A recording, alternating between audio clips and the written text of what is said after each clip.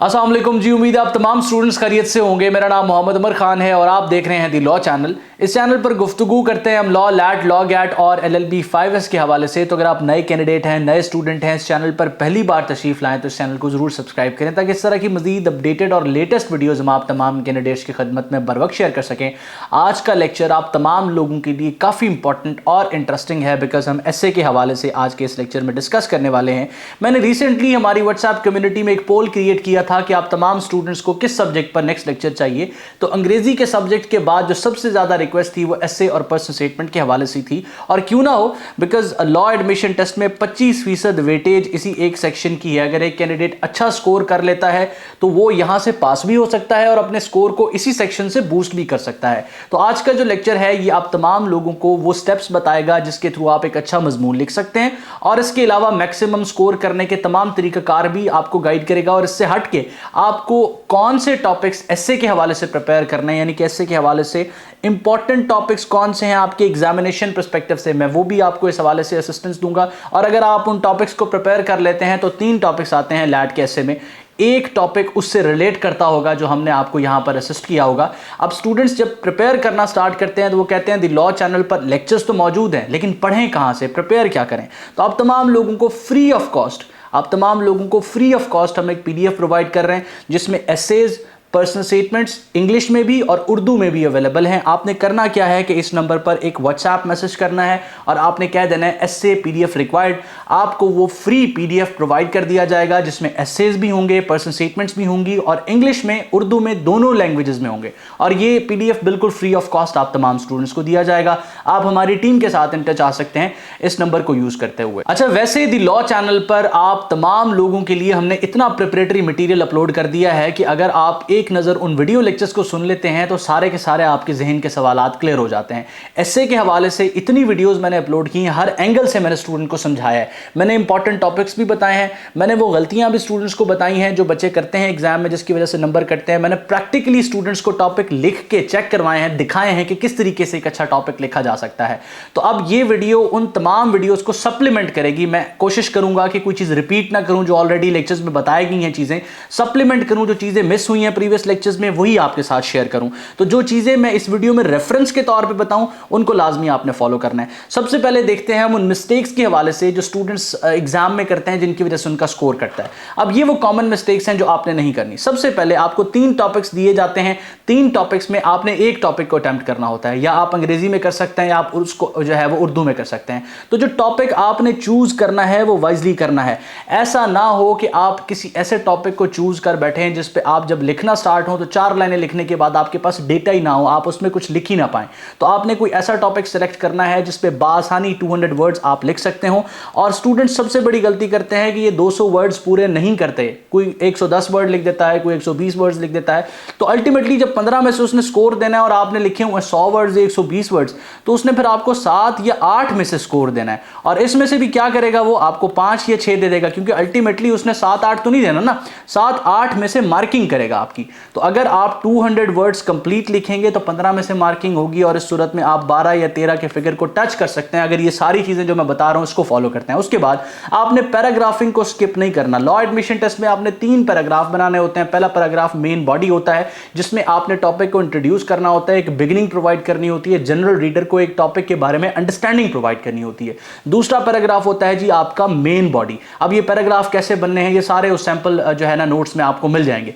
दूसरा होता है मेन बॉडी, इसमें सारे आर्ग्यूमेंट्स आपने टॉपिक के हवाले से लिखने होते हैं। और आखिरी पैराग्राफ होता है कंक्लूजन जिसमें सारी की गई बात और आर्ग्यूमेंट्स को आपने कंक्लूड करना है, उसका इख्तिताम कर देना है। उसके बाद आपने जो है वो टॉपिक से हट के ऑफ द टॉपिक कुछ भी नहीं लिखना। आप फॉर एग्जांपल टेक्नोलॉजी पे लिख रहे हैं तो फिर आपने स्टिक टू द टेक्नोलॉजी रहना है। ऐसा नहीं है कि टेक्नोलॉजी और एजुकेशन की एग्जांपल देते हुए फिर आप एजुकेशन की तरफ चले जाएं। तो आपने ऑफ द टॉपिक नहीं जाना। अगर एग्जामिनर आपके पूरे पैराग्राफ में से 2 लाइनें पढ़ लेता है और उसको लगता है کہ یہ تو آف دا ٹاپک جا رہا ہے, یہ ایسی چیزیں لکھ رہا ہے جو کہ ٹاپک سے ریلیونٹ نہیں ہے, تو پھر آپ کو سکور نہیں ملے گا. یا بعض دفعہ ایسا ہوتا ہے کہ ٹیکنالوجی کے امپیکٹ کے اوپر بات ہو رہی ہوتی ہے کہ ٹیکنالوجی کا ایجوکیشن پہ کیا امپیکٹ ہے, اور لوگ ٹیکنالوجی پہ بات کرتے رہتے ہیں. در حقیقت اس نے آپ سے ٹیکنالوجی پہ نہیں, ٹیکنالوجی کے امپیکٹ آن ایجوکیشن پہ پوچھا ہے. تو آپ کو جو ٹاپک میں بات پوچھی گئی ہے اس کو انڈرسٹینڈ کرنا ہے. جو میں نے پہلا پوائنٹ بتایا نا کہ چوز یور ٹاپک وائزلی, آپ نے انڈرسٹینڈ کرنا ہے کہ ایگزامینر چاہ کیا رہا ہے, پوچھ کیا رہا ہے. اس کے بعد آپ نے لکھنا سٹارٹ کرنا ہے.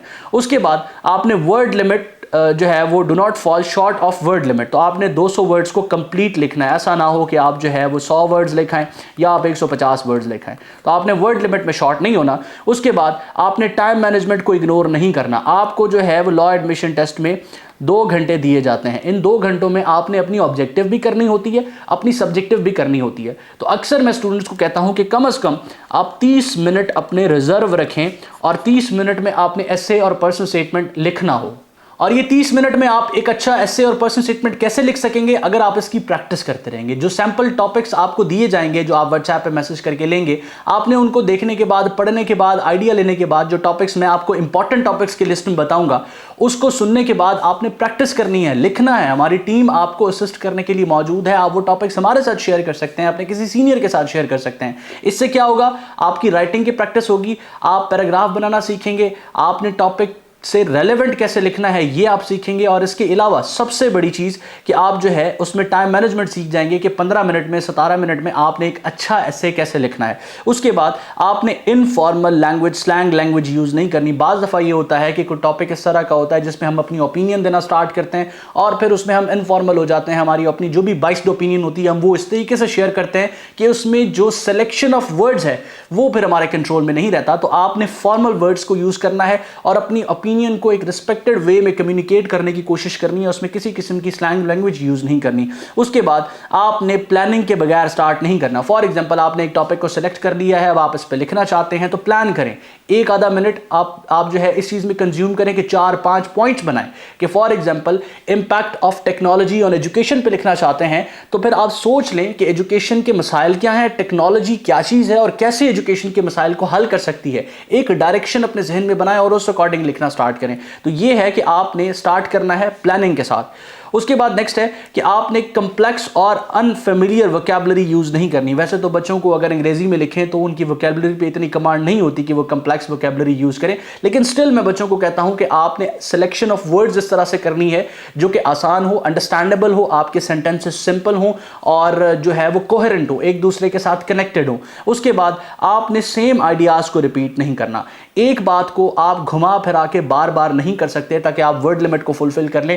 ایگزامینر اگر پڑھ لیتا ہے اور اس چیز کو پکڑ لیتا ہے تو یہ ایک بہت بڑا نیگیٹو امپیکٹ ڈالتی ہے کہ اسٹوڈنٹ نے ورڈ لمٹ کو فلفل کرنے کے لیے ایک ہی بات کو ریپیٹ کیا ہے. اس کے بعد آخر میں سب سے امپورٹنٹ چیز کہ آپ نے ایسے کو بغیر کنکلوژن کے نہیں چھوڑنا, یعنی کہ آپ نے کسی بھی ٹاپک کو وداؤٹ کنکلوژن اینڈ نہیں کرنا. بعض دفعہ اسٹوڈنٹ کیا کرتے ہیں کہ ایک ہی پیراگراف بنا دیتے ہیں, پہلی لائن سے سٹارٹ کیا, آخری لائن پہ ختم کیا, نہیں پتا چل رہا کہ انٹروڈکشن کون سا ہے, کنکلوژن کون سا ہے, مین باڈی کون سی ہے.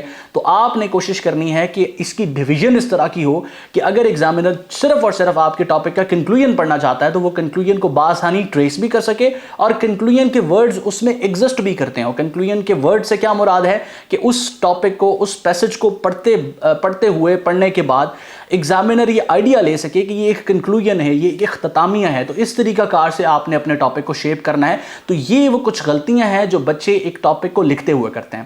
اب آپ تمام لوگوں کے ذہن میں آ رہا ہوگا کہ کون سے ایسے ٹاپکس ہیں جو آپ نے پریپیئر کرنے ہیں اور جن کو پریپیئر کرنے کے بعد ایگزام کا ٹاپک سالو ہو جائے. اس کے بعد مزید آگے بڑھتے ہوئے میں آپ تمام لوگوں کو بتاتا چلوں کہ وہ لوگ جو 13 اپریل کے لا ایڈمیشن ٹیسٹ میں اپیئر ہو رہے ہیں اور ابھی تک انہوں نے کسی ایسی ریسورس پہ ریلائی نہیں کیا جو کمپریہنسو ہے اور کمپلیٹ ہے, تو آپ تمام لوگ اپنی ایگزسٹنگ پریپریشن کی ریویژن کرنے کے لیے, اپنے پورے سلیبس کو ایک اوور ویو پرووائڈ کرنے کے لیے ہمارا پریپریٹری بیچ جوائن کر سکتے ہیں. اس پر اس وقت آپ تمام اسٹوڈنٹس کے لیے 70% ڈسکاؤنٹ ہے.